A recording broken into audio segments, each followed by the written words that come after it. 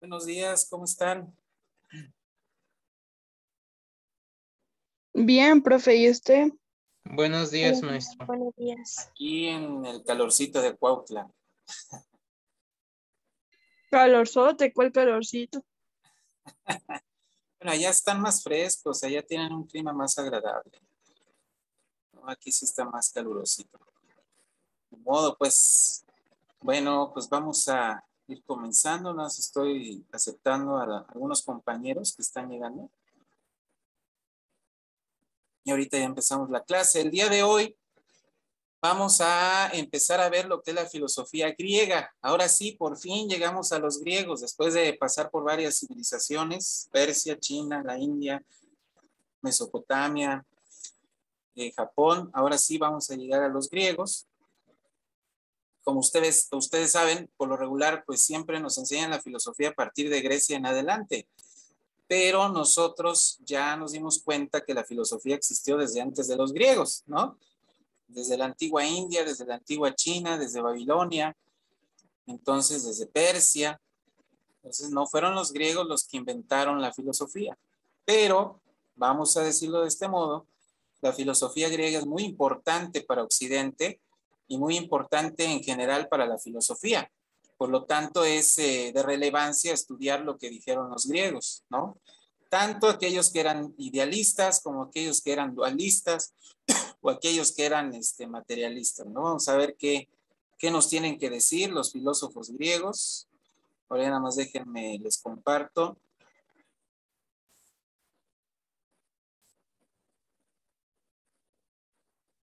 A ver si no nos saca el Zoom.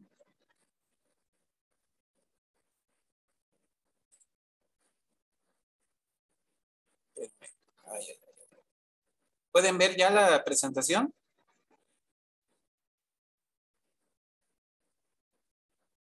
Aún No, no. aún no carga. ¿No?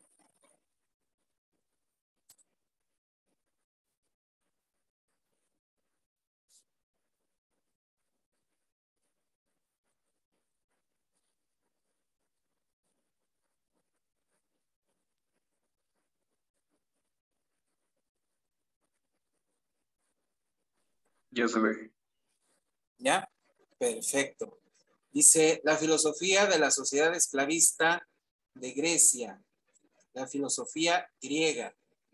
Dice, la filosofía helena no nació en Grecia como tal, sino en las ciudades jónicas fundadas por Grecia, es decir, no nació en Atenas o en alguna otra de las ciudades importantes, o como se le llamaba en ese entonces, las polis importantes de Grecia, pero nació en esas ciudades jónicas, ¿no? Nació de manos de filósofos como Tales de Mileto, Anaximandro, Anaxímenes, los cuales preguntaban sobre el origen de las cosas.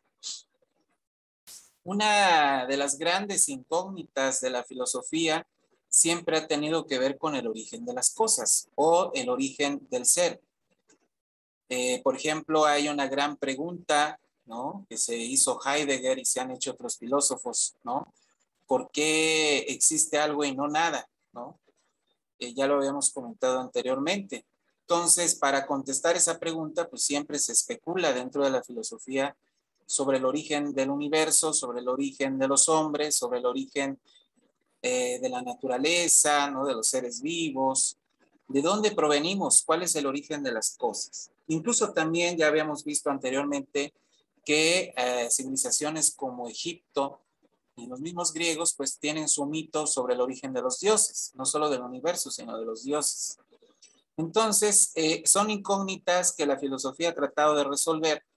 Y pues estos filósofos como Tales de Mileto, Anaximandro y Anaxímenes hicieron su propio esfuerzo intelectual para tratar de dar respuesta a esta gran incógnita. Dice, para ellos la materia no es estática y muerta, sino una sustancia primordial que muta y tiene movimiento y alma. Estas ideas sientan las bases de la futura dialéctica. Bueno, ni tan futura, porque ya vemos que las bases de la dialéctica se plantearon incluso desde las antiguas civilizaciones, Egipto, Persia, Babilonia, etcétera. Entonces, pero digamos que las bases de la dialéctica griega y posteriormente de la dialéctica marxista, ¿no? Entonces, esta concepción de que la materia muta, está en constante movimiento, que cambia, pues es una concepción dialéctica, ¿no? Y eso pues se puede observar en la naturaleza, incluso con los sentidos. No hay necesidad ni siquiera de hacer un gran esfuerzo intelectual. Si nosotros nos vemos en una foto de hace 10 años, bueno, en su caso ustedes son más jóvenes, ¿no? Una foto de hace 5 años, pues seguramente van a verse muy distintos a como se ven ahora. Y eso nos revela que efectivamente la materia cambia, se transforma, incluso a veces se desgasta, ¿no? Y se transforma en otra cosa, porque no necesariamente muere. Es decir, nosotros al morir, nuestra materia no desaparece, no cae en la nada, sino que nuestro cuerpo se transforma en otra cosa, en abono para la tierra, en comida para los gusanos, en fin, y posteriormente a lo mejor en una flor, en un árbol, ¿no? A lo mejor servimos de abono para alguna flor. Entonces, pues la materia continúa de alguna forma y por lo tanto la muerte pues es algo incluso subjetivo, ¿no? Es algo supuesto. Habría que preguntarse incluso si la muerte existe. Más bien es la vida que continúa de alguna forma en diferentes maneras, ¿no? Entonces, estos conceptos de que la materia se transforma y muta, pues ya se empiezan a ver en estos filósofos griegos. Ahí está la de usted. ¿Sí? Bueno, la filosofía del griego Tales de Mileto. Vamos a ver a Tales de Mileto. Él sería, a ver, permítanme tantito. Ya, espero que... ¿Sí me escuchan? Sí, maestro. Bueno, vamos a ver la filosofía del griego Tales de Mileto. Tales de Mileto realizó un profundo estudio de la naturaleza.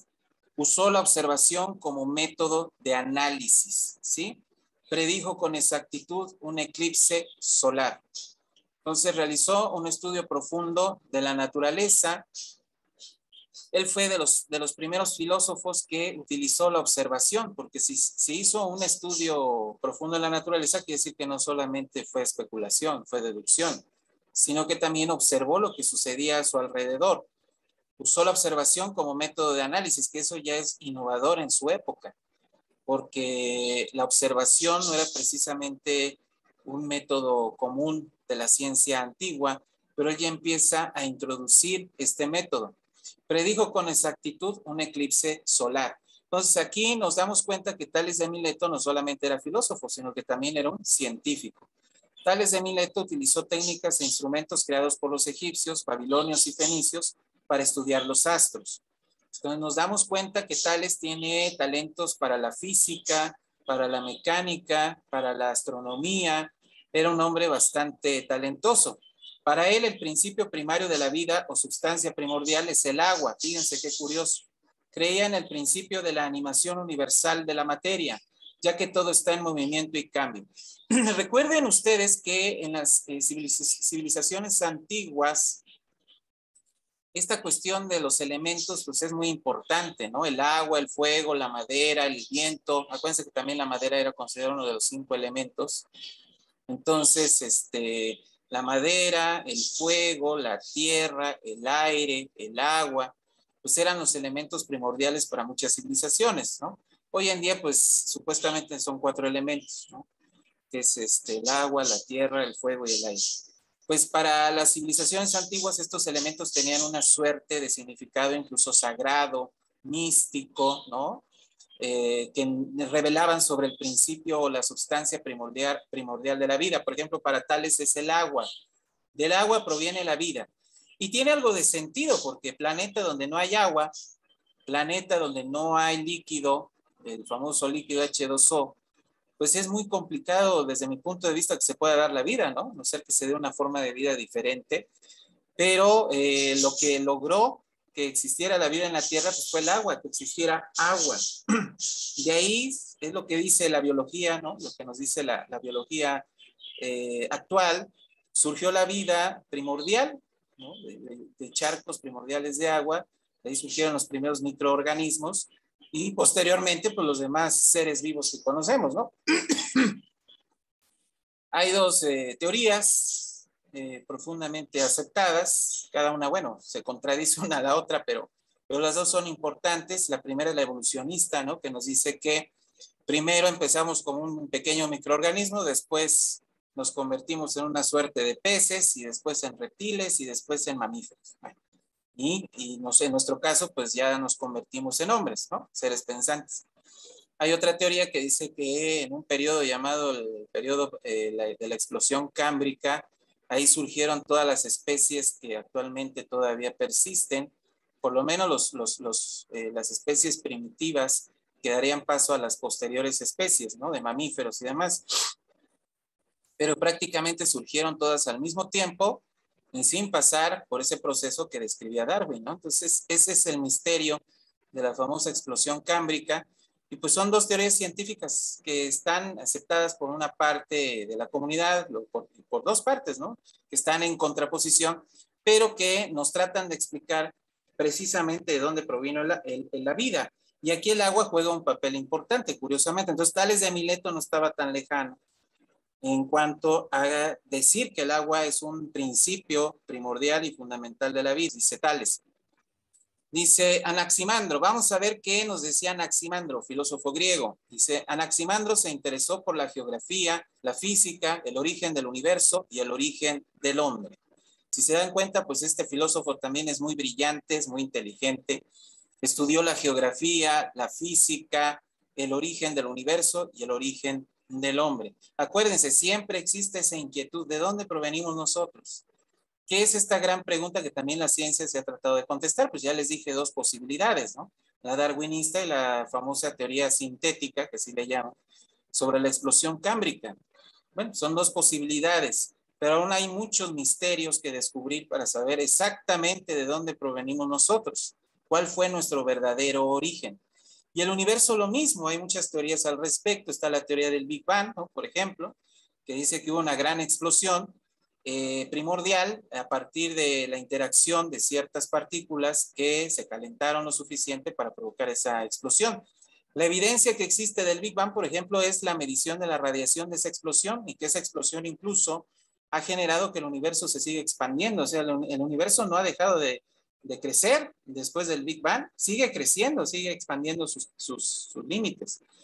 Entonces, esa es una evidencia científica del origen del universo. Ahora, con el famoso gran colisionador de hadrones en Suiza, que no es nuevo, ya tiene varios años funcionando, pues se está tratando de dilucidar, ¿no? Cuál es el origen real de las cosas. Y se fue el primero en dibujar un mapa de la Tierra y crear una especie de globo terrestre. Concibe al cielo y a la Tierra como esferas. Esto también es muy innovador en su época, porque ustedes recuerden que las civilizaciones antiguas, no todos, pero mucha gente pensaba que la Tierra era plana. Incluso con sorpresa me doy cuenta que hoy en día todavía hay gente que piensa que la Tierra es plana, ¿no? Incluso hay youtuberos por ahí que sacan videos sobre que si la Tierra plana, no sé qué. Bueno, los tierraplanistas. Los terraplanistas, pues, pues bueno, está bien, ¿no? Yo la verdad soy partidario de que todo el mundo tiene derecho a decir lo que quiera, siempre y cuando muestre las evidencias, ¿verdad? Si yo digo, no, es que el universo lo vomitó una tortuga, como dice Stephen King en It, pues qué bueno, pero ahora pruébalo, ¿no? ¿Cuáles son tus evidencias? Yo siempre soy partidario de eso.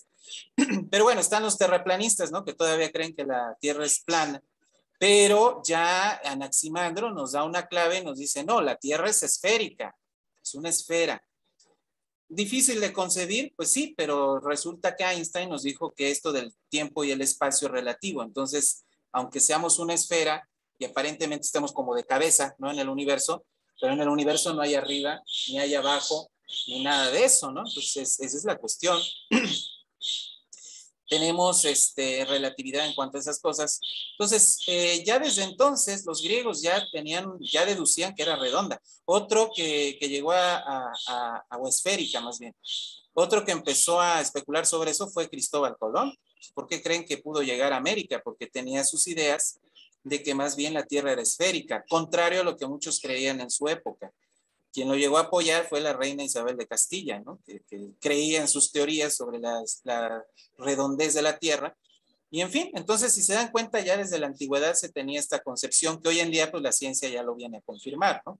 Anaximandro pensaba que durante el proceso de formación del universo, los elementos de la naturaleza como son el fuego, el agua, el aire, le dieron forma a la Tierra. Volvemos a lo mismo. Para Anaximandro, no solo el agua, como en el caso de Tales de Mileto, sino también el fuego y el aire, son elementos que le dieron forma a la Tierra y en sí a todo el universo. Pues hay algo de cierto, ¿no? El aire, por ejemplo, el oxígeno, ¿qué haríamos nosotros sin oxígeno? Pues simple y sencillamente no podríamos estar vivos. El nivel de oxígeno que tiene la Tierra permite la vida en la Tierra. El agua, ya hablamos sobre el agua. Y el fuego, bueno, ustedes dirán, pero el fuego destruye, el fuego quema, el fuego mata. Claro, si estamos cerca del fuego.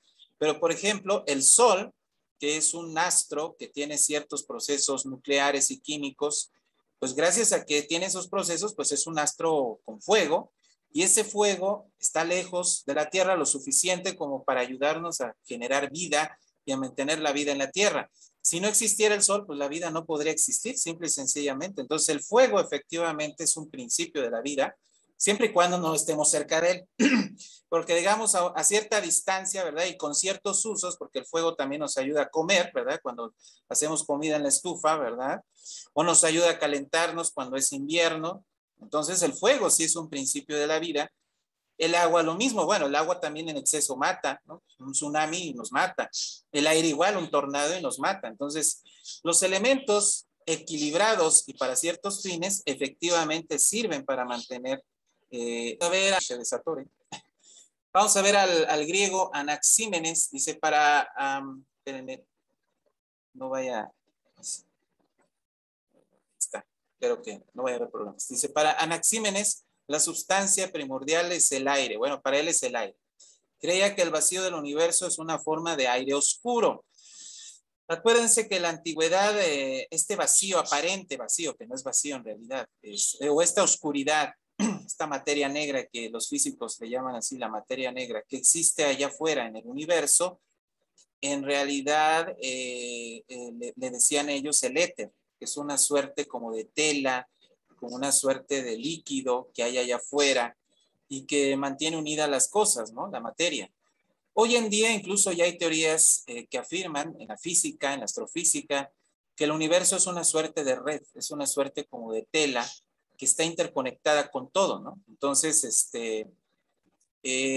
curiosamente, ¿no? Es muy interesante esta teoría. Entonces, ese famoso éter, aire oscuro o materia negra, en realidad es como una red invisible, una suerte de tela que mantiene unida a todas las cosas, ¿no? Todos los astros, los planetas, los soles, los satélites, de alguna manera tienen esa armonía y esa unión, esa unidad, gracias a esa tela o esa materia oscura, ¿no?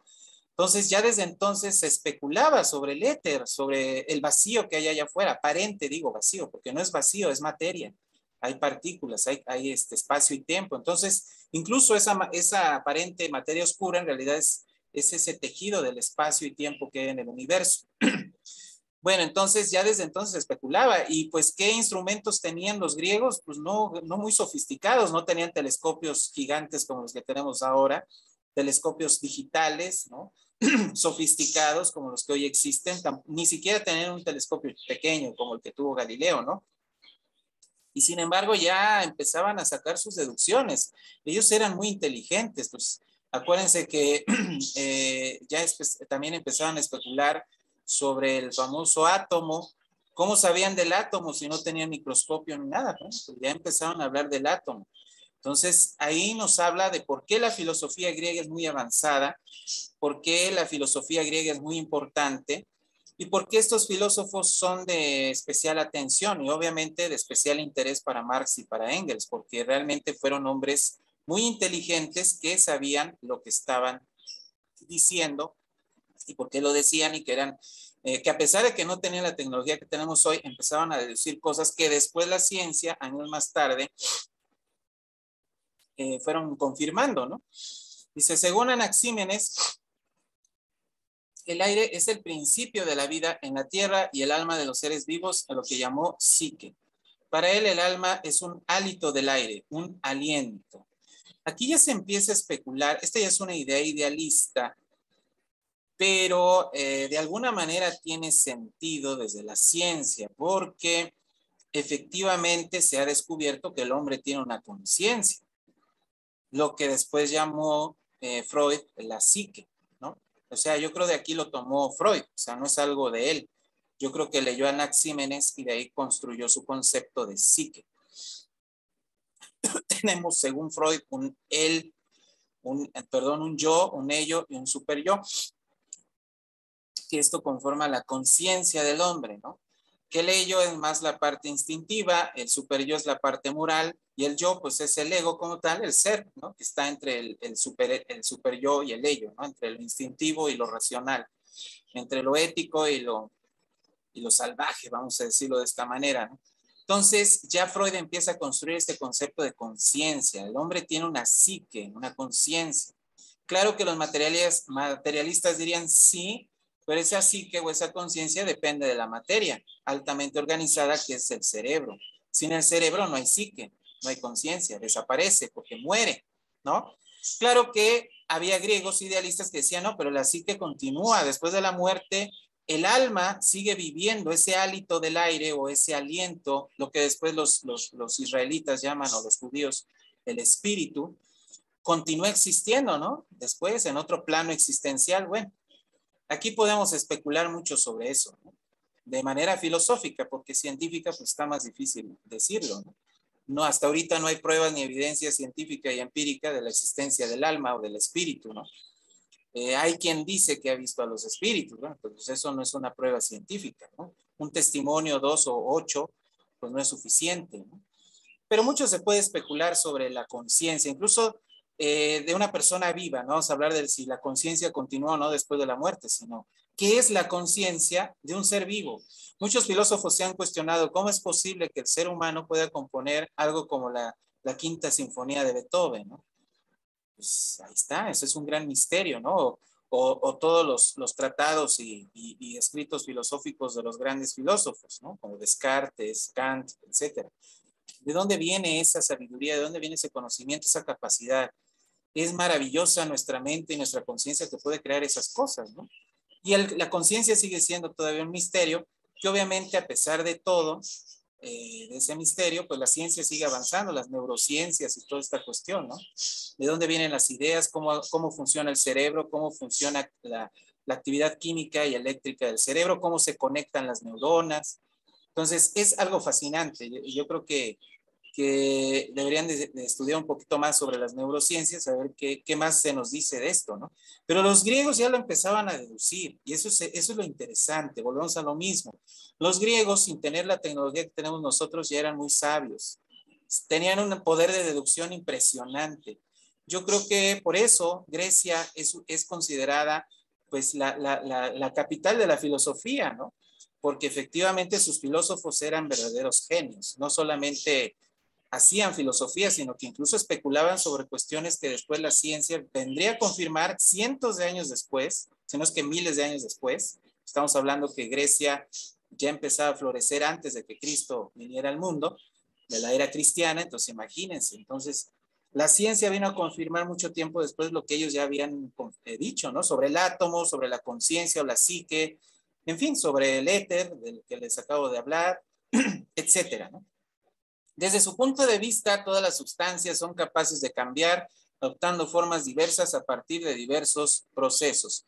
Volvemos a lo mismo, Anaxímenes ya empieza a plantear la idea del cambio en la materia de la realidad, cosa que es muy interesante, muy apasionante en el caso de Anaxímenes, porque eso nos revela que él también ya tenía una idea de la dialéctica, ya tenía.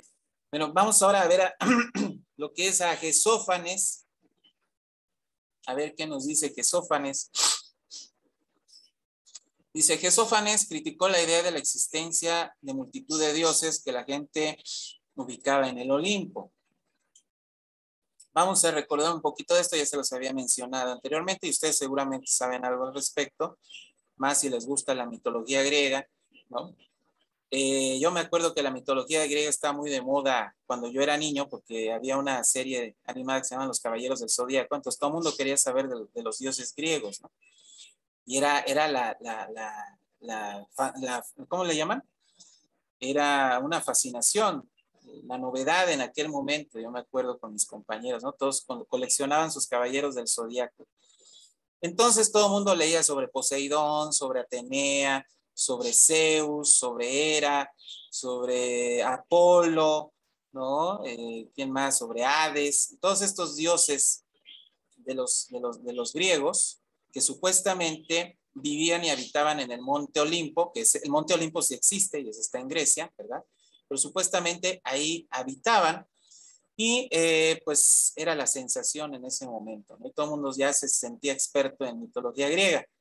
Y acuérdense que, ya lo habíamos platicado, los primeros en existir, de acuerdo a la mitología griega, pues no eran esos dioses, los olímpicos, sino que antes existieron los famosos titanes. Titanes como puede ser Hiperión, como puede ser Cronos, que prácticamente fueron los padres de los dioses olímpicos, ¿no? Pero resulta que como Cronos le gustaba comerse a sus hijos, pues como que a Zeus no le gustó la idea y conspiró con sus hermanos para matar a Cronos. Y de ahí surge el mito de que después adoptarían o se apoderarían del trono los olímpicos, ¿no? Claro que todos estos mitos parecieran inútiles, ¿no? Y decir, bueno, pues como historias de fantasía están bien, ¿no?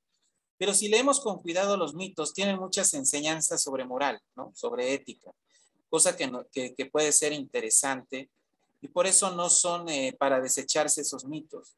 Nos pueden enseñar muchas cosas sobre el valor, sobre la amistad, sobre la traición, también sobre las cosas negativas del hombre, ¿no? La envidia. Son muchos, digamos que los griegos a través de estos mitos trataban de dar lecciones de moral a la gente y también de alguna forma explicar ciertas cosas que pasan, ¿no? Incluso las desgracias, ¿no? ¿Por qué, por ejemplo, de repente explota un volcán y mata a todos los habitantes de una ciudad, ¿no? Como pasó en Roma con Pompeya, ¿no? Pues a lo mejor se inventan un mito para tratar de explicar una desgracia de ese nivel, ¿no? Y pero Gesófanes cree que esto de la idea de los dioses, pues es una falacia, ¿no? No existen los dioses para él. Y pensaba que eso no era cierto. Creía que todos los pueblos le atribuyen sus propios rasgos a los dioses, lo que consideraba un error. Bueno, yo más que considerar un error, me parece algo interesante. Yo creo que nosotros no somos quienes para juzgar a los griegos, decir es que estaban mal con sus mitos, ¿no? Con sus dioses falsos que no existen. Sí. Yo creo que más bien hay que entender por qué, por ejemplo, esa es la pregunta interesante. Yo creo que ahí le faltó reflexión a Gesófanes. Sí, pero ¿por qué el hombre le asigna rasgos propios a los dioses? Al principio no era así. Acuérdense que los dioses en un principio eran animales, ¿no? Nosotros ya vemos una suerte de evolución con los egipcios de cómo pasan de los animales a los hombres, porque hay una mezcla, ¿no? Los dioses egipcios tienen rostro de animal, pero cuerpo humano. Y ya los griegos ya les dan una personalidad humana a los dioses. ¿Cómo es que pasamos de los animales, de deificar a los animales o a los elementos, a deificar al hombre?